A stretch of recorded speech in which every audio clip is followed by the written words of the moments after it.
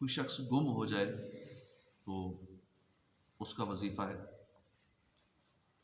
ایک بڑے کاغذ کے چاروں کونوں میں یا حق کو،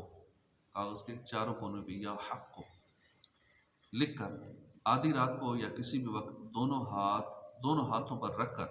وہ کاغذ جس کے چاروں کونوں پہ لکھا ہے ایسے دونوں ہاتھوں پہ رکھ لے اور آسمان کے نیچے، کھلے آسمان کے نیچے کھڑے ہو کے دعا کرے، انشاءاللہ یا تو گم شدہ فرد جو ہے واپس آ جائے گا یا اس کی خبر مل جائے گی کہ کہاں پر، جب تک مراد پوری نہ ہو یہ عمل جاری رکھنا ہے روزانہ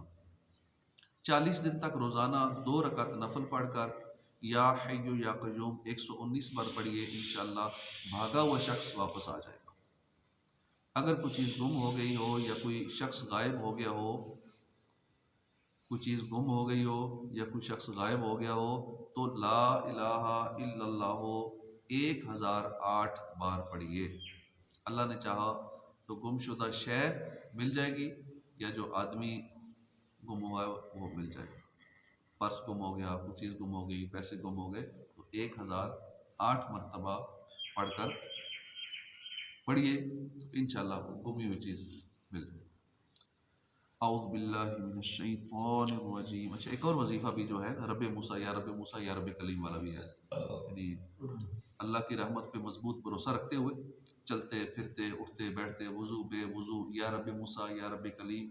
بسم اللہ الرحمن الرحیم یہ پڑھتے رہیے۔ اس طرح چند بار درود پاک پڑھ لیں، پھر یہ پڑھتے رہیں، پھر چند بار درود پاک پڑھ لیں تو گم شدہ انسان ہو، سونا ہو، مال ہو، گاڑی ہو، جو بھی چیز گم ہو جائے